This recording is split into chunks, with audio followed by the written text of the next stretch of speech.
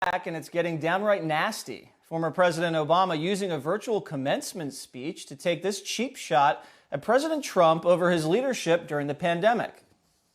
This pandemic has finally torn back the curtain on the idea that so many of the folks in charge know what they're doing. A lot of them aren't even pretending to be in charge.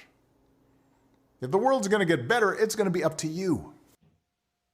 But Trump was ready to fire back. I think he was an incompetent president. I think President Obama was one of the worst presidents in the history of our country. I think he was an incompetent president. All right, so Dagan McDowell, do you think Barack Obama's obsessed with President Trump? Just a little, maybe. President Obama was being so passive aggressive. He didn't even name President Trump. That's like picking a fight with somebody in the Wawa parking lot by shoving them from behind and then running and going and hiding behind the dumpster out back. That being said, President Obama was speaking to historically black colleges and universities or graduates this year, and that's a real trouble spot for the Democrats. It was back in 2016 where there were 4.4 million Obama voters who stayed from 2012 who stayed at home in 2016, and more than 1/3 of them were black voters. And Michelle Obama, in that documentary Becoming Herself, said it was painful to sit on that stage the day I left the White House and that a lot of our folks didn't vote. It was almost a slap in the face. So that's what he's trying to do. He's trying to make sure those people go out and vote for Biden in November. I actually got into a fight at a Wawa parking lot when I was in high school. I bet you did. And it didn't go well for me. And I'm just going to leave it like that. Mr. Gutfeld, yes. What do you think about these two presidents going after each other in the middle of a pandemic? Well, it's never a surprise with Trump. The media always frames conservative talking points as red meat for the base. What Obama delivered is blue meat for the media. The media loves this self-righteous superiority, makes them feel comfortable in their arrogance. We're so much better and we're so much smarter, but I'm not going to give you any plan or ideas or suggestions to help. How about that pandemic playbook? That was hilarious. So here's the thing.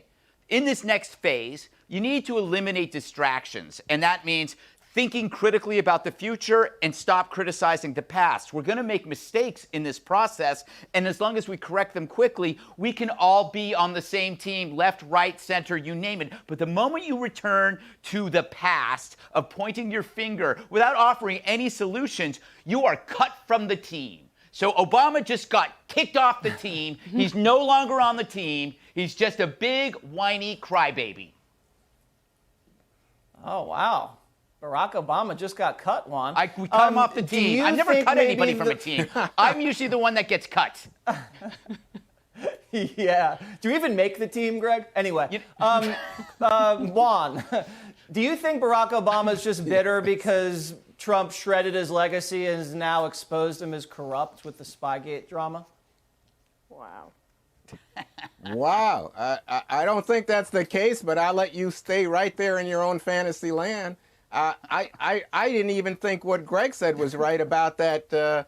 I mean, what happened this weekend was it this weekend or Friday, Mitch McConnell, the Senate Majority Leader, had bought into this idea, Obama didn't leave any kind of plan there for a pandemic, and then he had to walk it back and say, that was not right. I was wrong. Did you see that plan? His credit. But I mean, it's a lot like... Did you see the plan? It's hilarious. Everybody has seen the plan. In fact, Greg, what you hear from the fact checkers is this is a pants on fire, misleading claim coming from the Trump administration. And where is the Trump plan? That's the bigger issue. We're watching right now. States, doing all right. Localities are all the worst on their plans were own New York because City and New Jersey. No federal plan. Liberal towns. No leadership. All right. No leadership coming from the top, from the president. Ignoring the CDC. Absolutely. Oh my God! He killed all those people in nursing homes, I will right, say Juan? this, Jesse. He sent all those people to nursing homes. Jesse, I'll say Your this hero to you. Cuomo did that. If you had, we don't know how Obama would have dealt with this.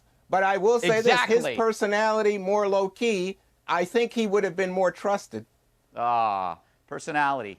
Okay.